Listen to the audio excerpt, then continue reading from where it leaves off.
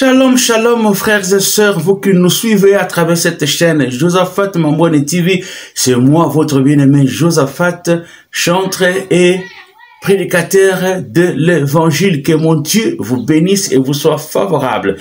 Nous allons parler d'un sujet intéressant parce qu'il s'agit de nos enfants. Ces précieux trésors que Dieu nous a donnés. Et c'est grâce à lui que nous avons ces enfants. Dans Marc 10, 14, la Bible dit ceci. Jésus, voyant cela, fut indigné et leur dit, laissez venir à moi les petits enfants, ne les en empêchez pas, car le royaume de Dieu est pour ceux qui leur ressemblent. Jésus était indigné de la façon dont on était en train de brimer les enfants, de gueuler sur eux. Peut-être était-on arrivé à les battre pour les empêcher de s'approcher de Jésus. Cette attitude des disciples, des apôtres qui étaient des parents, fit comme une sorte d'indignation de la part de Jésus. Pour Jésus, les enfants sont précieux. Toi aussi, parents qui m'écoutent, un enfant, c'est précieux. Quand vous n'avez pas d'enfant, c'est compliqué, hein? C'est le monde qui vous regarde. On vous juge. On se pose des questions, mais qu'est-ce qui arrive dans ce mariage? Il y a des couples qui se disloquent parce qu'il n'y a pas d'enfants. Moi-même qui vous parle, je tapais 7 ans avec ma femme sans enfant. Même quand il fallait nous inviter dans une fête pour fêter l'arrivée d'un enfant, mais il faut sentir le cœur comment il était en train de chauffer à l'intérieur. On se disait, Seigneur, qu'avons-nous fait pour subir un tel sort? Mais les enfants viendront ou ne viendront pas.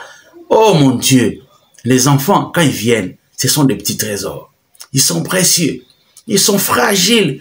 Jésus dit, le royaume des cieux est pour ceux qui leur ressemblent. Les enfants sont confiants à leurs parents. Les enfants sont très dépendants. Les enfants ont une confiance aveugle avec leurs parents. Chers enfants, chers parents, vous qui me suivez, je ne sais pas comment traitez-vous les enfants comme une bénédiction que Dieu vous a donnée. Oh! Ici, je ne parlerai pas de l'éducation. Je veux parler plutôt de quelque chose qu'il y a chez les enfants. Ce que j'appelle le potentiel. Vous savez, on définit le potentiel comme une capacité enfouie dans une personne, mais qui n'a pas encore réalisé des choses, mais qui, à un stade donné, explosera, s'exprimera pour accomplir de grandes choses. Je m'explique. Moi, je suis ingénieur agronome. Prenez un arbre comme le baobab. Il vit longtemps. Il est de gros diamètre. Mais quand il faut le planter, ça commence par une petite graine. Et dans cette graine, ceux qui ne connaissent pas les baobabs peuvent négliger la graine, dire que cette graine ne vaut rien. On peut même aller jusqu'à piétiner, à écraser cette graine. Mais quand vous regardez à l'intérieur de la graine, il y a un fort potentiel endormi. Il n'attend que son temps. Mais quand vous les mettez en terre, dans les meilleures conditions, vous les entretenez, vous arrangez le sol, vous laissez la pluie tomber, vous suivez l'évolution, après quelques années, la petite graine devient un gros arbre qui produit des fruits que les gens mangent, et produit tellement de branches et de feuilles que certains oiseaux viennent s'y abriter. Chers amis, les enfants ont un potentiel enfoui au-dedans d'eux. Ne les brimez pas, vous ne savez pas que sera cet enfant demain.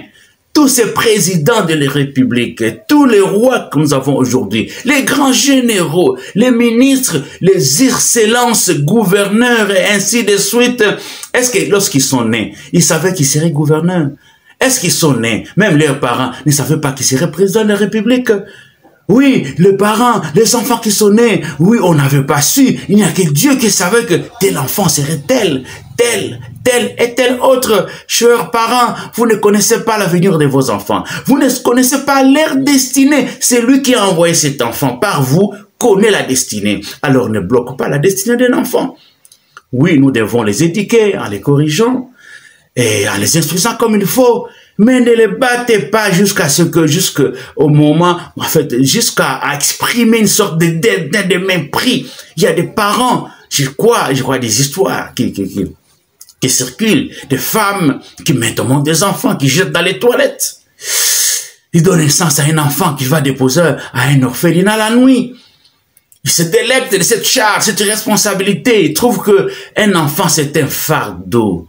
Un enfant, c'est une punition. Oh, chers amis, si Dieu vous donnait l'intelligence pour aller sonder dans les cœurs de votre enfant, vous y verrez un grand homme, une grande femme, quelqu'un qui pourra peut-être sauver le monde d'un fléau. Dans un enfant, ça peut faire un grand scientifique, un grand médecin, un grand docteur, un grand dirigeant. À partir d'aujourd'hui, je dis à un parent, oh, quelle que soit la tétitesse de cet enfant, quelle que soit sa turbulence, c'est comme ça avec l'enfance. Ils grandissent comme ça. Il faut seulement les encadrer, les éduquer comme il faut et ils trouveront leur voie. Et demain, tu vas remercier Dieu d'avoir donné naissance à un président de la République, d'avoir donné naissance à un grand général. Ce sera une fierté. On pourra dire de qui es-tu fils? Oh mon Dieu, quand on a découvert David, ses exploits, on est allé demander de qui était-il fils. On a parlé d'Isaïe. C'est comme ça qu'on a appris que le père de David était Isaïe. Chers amis, c'est juste une petite exhortation, une motivation. Chers parents, les enfants qui viennent sont une bénédiction de Dieu. Ce sont des précieux trésors qu'il faut garder, qu'il faut protéger, qu'il faut encadrer. Que Dieu vous bénisse. Likez, partagez et n'oubliez pas de vous abonner. Merci.